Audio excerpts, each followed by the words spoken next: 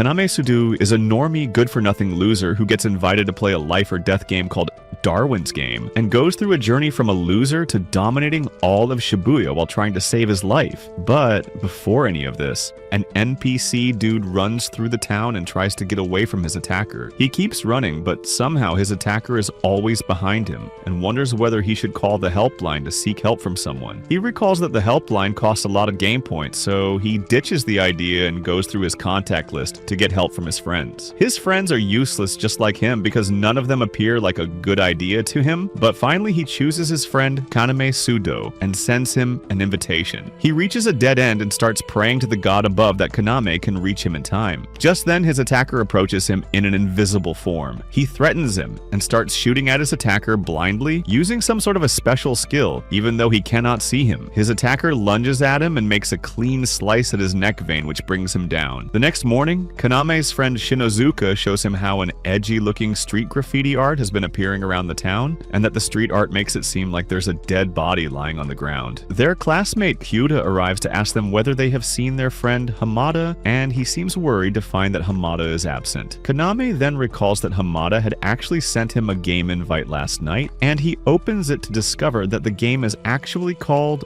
Darwin's Game. Kyuta freaks out on hearing this, and he yells at him to not open it, but just then, Kaname opens the game. A snake erupts out of the mobile and bites Kaname's neck, after which Kaname collapses on the ground. He wakes up in the infirmary room where the nurse informs him that he fainted in the classroom. He asks to take a leave from school because he doesn't feel good, and he then submits a form to her. When he leaves, he comes across his classmates again, and Kyuta tells him to meet him after school to discuss Darwin's Game. He seems pretty serious, but Kaname doesn't pay him much attention, and he tells Kaname that he will ride over to his house later. Kaname heads home, and he thinks that he must have hallucinating the attack by the snake earlier. He opens up his mobile, and despite Kyuta's warnings, he opens up the Darwin's Game again. The game shows his normal avatar and his full name, which is strange because he didn't register his name. He confirms the first round, after which the game announces his battle against the local baseball team mascot named Banda. Suddenly, Banda appears in front of him on the train, and he thinks it's weird that Banda is just staring creepily at him with a knife in his hand. Banda suddenly starts to approach him, and all of a sudden he lunges towards him with a knife. Kaname barely blocks him with his bag, and the train stops, so he rushes outside and Banda runs after him. He keeps running, and he thinks that he should reach out to the police, but Banda runs after him with full speed, due to which he doesn't even get a chance to think about anything else. The other passers-by think that the baseball team mascot is having fun with some random dude, while Kaname almost craps his pants as he runs to save his life. He rushes into an officer's office and tells him that someone is chasing him to kill him. Just then, the officer notices Banda running towards him. He goes towards him to stop him, but Banda just lunges at the officer instead and stabs his neck, which makes him collapse. He is about to make a chicken skewer out of Kaname when suddenly Kyuta appears behind him and hits him with a bolt. He tells Kaname that he should run away and wait for the time to run out, after which he will win the round, but Kaname only freaks out about the whole situation. Banda turns invisible and Kyuta uses his special skill to locate him, despite the invisibility. He attacks him again with his bolt, and Banda then lunges at him with his knife. He manages to stab his torso, but Kyuta in return stabs him as well. Kaname then helps Kyuta get out, even though Kyuta keeps telling him to run away. He leads him to a parking lot where he thinks Banda cannot find him, and Kyuta tells him that during a Darwin's Game round, the player cannot contact anyone from the outside. Kaname thinks that he is capping, but when he tries calling the ambulance for Kyuta, the call doesn't connect. He then gets a message from someone in Darwin's Game, and he starts connecting the dots that maybe everything is happening because of the game. Meanwhile, Banda keeps looking for them outside the building, and Kaname sees that someone named Shuka has sent him a message within the game, and she tells him about the search function. Banda figures out their location, so he starts heading towards them in his creepy way, and Kaname takes Kyuta to a side to hide him. Kyuta tells him that the game has a search option, which gives him a general idea of his and the enemy's location, and that he should run away, which will also save him. Kaname promises to come back for him after the round is over, and Kyuta assures him that his bleeding has stopped. Kaname then jumps in front of Banda, and after yelling at him, he makes a run for it. Banda runs after him, and Kyuta thinks about how his sigil powers allow him to see people's aura, due to which he can face Banda in his invisible form, and that Kaname has got a very strong aura, due to which he will probably survive. Kaname makes a run for it, and he runs into the public washrooms to hide himself. Banda then turns on his invisibility and heads inside. He reveals a gun that he took from the officer and starts shooting at the stalls like a psycho. He thinks he has got Kaname, but just then, Kaname bursts inside from the storage room and sprays Banda using the fire extinguisher. He attacks him and tackles Banda, disarming him. They both stumble outside and Banda even retrieves his knife as he becomes invisible once again. Kaname thinks it's unfair to fight someone in invisible form, and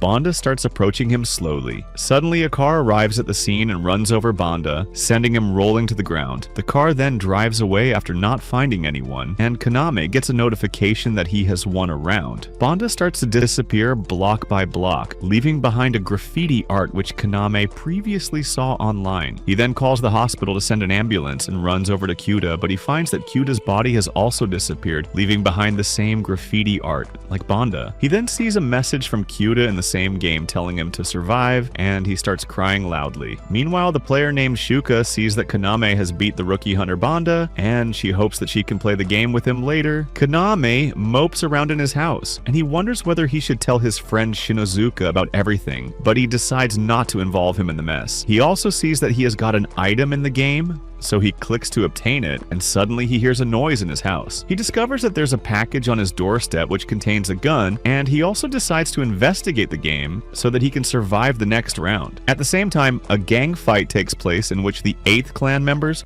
butcher Akita Kai's members brutally. One of the last Akita Kai members swears to take revenge, and his opponent Wong makes him see the massacre that just took place. The Akita Kai guy keeps yapping about revenge, so Wong cuts off his fingers and slices his face. The other 8th clan members rejoice at taking out a whole clan, and Wong reminds them that there's still a loose end left. They discuss how the girl they are looking for can be in the other gangs, and Wong then orders them to collect all the fingers so that they can make a pickle out of them and eat them later. Meanwhile, Kaname heads to a shady-looking place to meet up with Shuka, and he thinks it's a trap to lure him in, but he still heads inside the warehouse. Shuka meets up with him, and he feels surprised to see that she is a cute little chick who is also a Darwin's game player. She comments that she will only answer one of his questions, so he asks her how to quit the game. Shuka reveals that there is no function to quit the game, and Kaname finds this dumb since all games have an ending. She tells him that he can try dying to end the game, or he can kill and survive the game. He doesn't want to kill anyone, and he asks her whether he can stop the other players from coming after him, so she comments that she won't reveal anything to him since she cannot trust him yet. She asks him to show his sigil to him, and she explains that sigil is an extra ability given by the snake, but he still cannot figure out what his sigil is. She asks him to check his profile for details, and he discovers that his profile says that there is an error. She finds him very shady, and she asks him to show what's in his backpack. Kaname recalls that he left his pistol in his house because he didn't want to be questioned by police in case they find it, and that he bought some self-defense equipment on the way. He hesitates to show Shuka his backpack, and she suddenly launches a new match on Darwin's game, challenging him. The new round of Shuka versus Kaname begins, in which Kaname instantly takes out a flashlight and flashes it at Shuka to distract her. He then makes a run for it, and she takes out a remote controller which shuts the door of the warehouse. He still keeps running towards the door, and he slides on the right instinctively, due to which he manages to dodge her attack. He runs away inside the warehouse while Shuka begins her dramatic chase and turns on all the warehouse lights with her remote. She announces that he cannot escape since all the exits are locked, and he realizes that she isn't bluffing when he gets to the door and finds it locked. She then thrusts her chain at him again, which he dodges at the last second, and she keeps telling him to show her his sigil. He even tries pleading with her like a desperate idiot, but she doesn't listen and keeps coming at him. He also realizes that her chains are attached to her, which she can move according to her will, and that moving the chains is probably her sigil. She runs after him with her chains, and he almost gives up, but at the last second, he reminds himself that he is not some loser without any balls. He recalls Kyuta's message telling him to survive, and suddenly a gun appears in his hands. He turns around and shoots at Shuka, which she barely manages to dodge. Shuka then becomes nuts as she throws chain after chain at him, and he tries hiding behind some equipment. She keeps coming at him, so he runs in between the warehouse equipment and hides in a spot while Shuka starts destroying the warehouse like a psycho. He wonders whether recalling a gun is his sigil, and he thinks that maybe he can create something else with his sigil. Of course, he keeps doubting himself, and finally he decides to give his sigil a try. nearby. Shuka hears shooting and spots Kaname, so she attacks him with her chains, but finds that it's just a gun attached to the wall and he fires it using a rope. He uses his gun to blow the warehouse lights, which submerges the both of them in darkness, and he then makes a run towards her. Shuka still tries to sense his presence, and she keeps attacking randomly to injure him, but Kaname jumps at her and takes her down. He asks her to surrender and to end the match, but she in return tells him not to underestimate her. She asks him whether he is asking for a point in loss, but he doesn't understand crappy game slang, which makes her realize that he actually doesn't know anything about Darwin's game. She tells him that a game can't be stooped mid-game, but there is one condition: if only the attacker surrenders, and she uses her phone and accepts her defeat. The round ends with Shuka defeated, and some of her points get transferred to him as a result. Kaname realizes that his ordeal is over, so he collapses on top of her, while Shuka decides that she will start obeying him from now on. At the same time, a shady lowly girl watches everything take place on a screen, and she comments that Kaname has to be very strong in order to defeat Banda and Shuka both, especially Shuka, who is called the undefeated queen in the game. She also thinks that Kaname's sigil is to make things appear in their physical form, and that his ability is completely new in the entire game, which is rare. Kaname wakes up in an unfamiliar place and realizes that it's the best day of his life as he finds Shuka in her birthsuit. She yaps out about how she was worried when he passed out, and she then asks him to start a family with her in a desperate voice.